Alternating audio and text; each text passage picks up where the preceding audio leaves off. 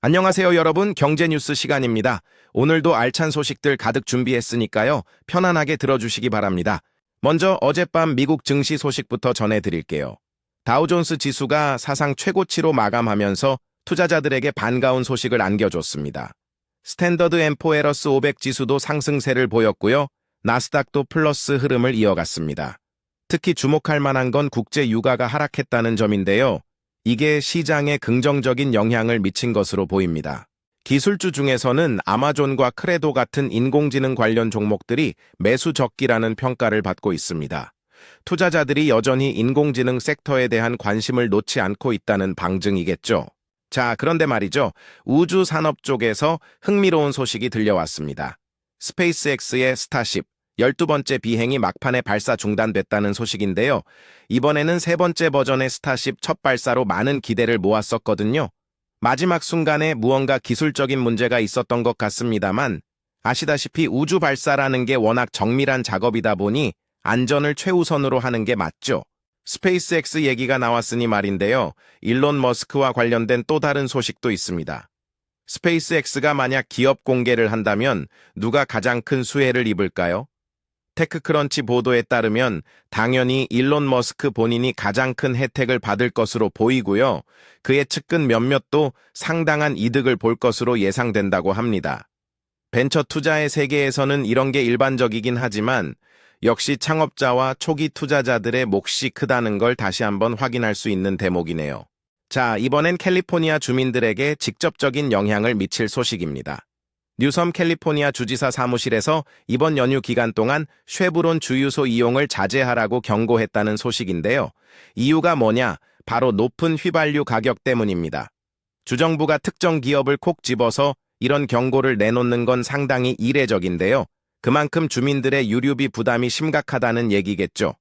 국제 유가는 하락하고 있는데 주유소 가격은 여전히 높다는 게 소비자들 입장에서는 이해하기 어려운 부분일 겁니다. 그리고 좀 독특한 소식 하나 더 전해드릴게요. 버지 보도에 따르면 최근 취업난에 시달리는 졸업생들이 기술기업 최고 경영자들을 공개적으로 비판하는 것에서 희망을 찾고 있다고 합니다. 어려운 시기에 젊은이들이 느끼는 좌절감이 이런 식으로 표출되고 있는 건데요. 기술 산업이 한때는 꿈의 직장으로 여겨졌지만 최근 대규모 구조조정과 채용 동결로 인해 신규 졸업자들이 상당한 어려움을 겪고 있다는 현실을 보여주는 것 같습니다. 현재 시장 상황을 살펴보면요. 나스닥은 소폭 상승세를 이어가고 있고 스탠더드 앤 포에러스 500도 플러스 흐름입니다. 반면에 엔비디아는 약간 하락하는 모습을 보이고 있네요.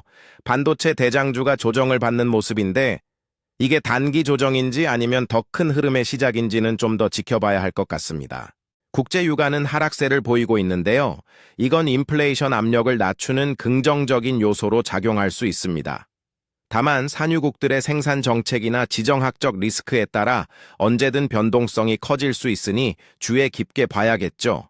미국 10년물 국채 수익률은 현재 4.558% 수준에서 움직이고 있습니다. 채권 시장이 연방준비제도의 통화정책 방향을 계속 가늠하고 있는 모습인데요. 앞으로 금리 정책이 어떻게 변할지가 여전히 시장의 최대 관심사입니다. 원달러 환율은 1,520원대에서 움직이고 있는데요. 우리 수출 기업들에게는 그리 나쁘지 않은 수준이지만 수입 물가 상승 압력은 여전히 부담이 되는 상황입니다.